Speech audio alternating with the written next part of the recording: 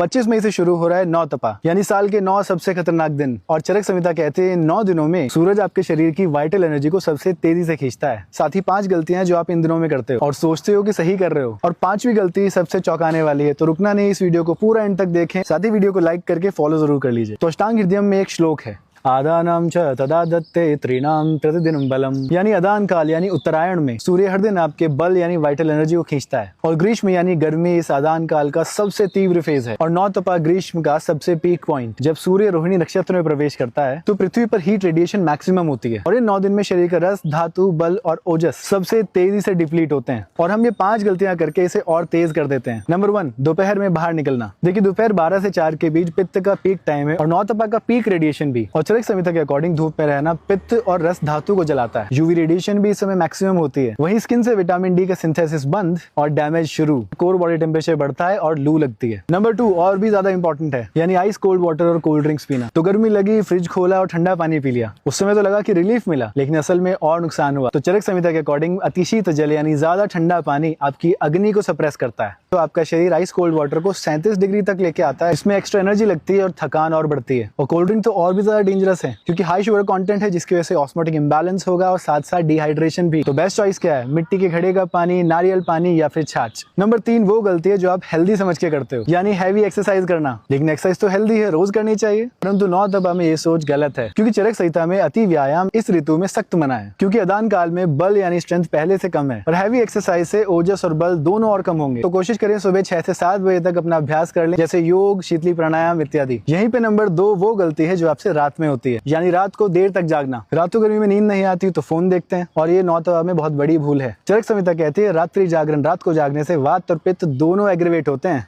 और लगभग रात 10 से 2 जो लीवर का रिपेयर टाइम है वो बर्बाद होता है। स्लीप डिप्रावेशन से आपका हीट और कॉर्टिसोल दोनों बढ़ते हैं। 5वीं गलती, उपवास यानी फास्टिंग करना। ये सबसे चौंकाने वाली बात है। लोग गर्मी में सोचते हैं कि कम खाओ, डिटॉक्स होगा, वजन कम होगा, लेकिन चरक संहिता इसका बिल्कुल उल्टा बताती है, यानी हल्का लेकिन नियमित भोजन जरूर लें। क्योंकि नौ तपा में अग्नि कमजोर है, लेकिन बॉडी को रस धातु बनाने के लिए जो न्यूट्रिशन चाहिए, तो फास्टिंग से अग्नि और कमजोर होगी, वात बढ़ेगा, साथ ही चक्कर, वीकनेस और हीट स्ट्रोक का खतरा भी। तो क्या खाएं? उदाहरण के तौर पर सुबह सत्तू का शरबत और ठंडाई, दोपहर दही चावल या खिचड़ी, शाम को मूंग दाल, और रात को हल्का और जल्दी पचने वाला भोजन। और एक बात जो साइंस नहीं सनातन धर्म कहता है, नौ तपा में जितनी तेज गर्मी होगी उतना अच्छा मानसून होगा। क्योंकि एंशिएंट टेक्स्ट बताते हैं शुक्ल पक्ष के ज्येष्ठ मास में अगर रोहिणी नक्षत्र से लेकर अगले 10 नक्षत्रों तक तीव्र गर्मी हो तो संभावना है कि वर्षा भरपूर होगी। तो ये 9 दिन सूर्य की तपस्या है, प्रकृति का शुद्धिकरण है। अब ये कमेंट से मुझे आप बताइए कि इन 5 में से आप कौन सी गलती कर रहे थे। तो इस वीडियो को अपने व्हाट्सएप ग्रुप्स में अपने दोस्तों के साथ अभी जरूर शेयर करो, क्योंकि 25 मई से पहले हर घर तक ये जानकारी पहुंचनी चाहिए।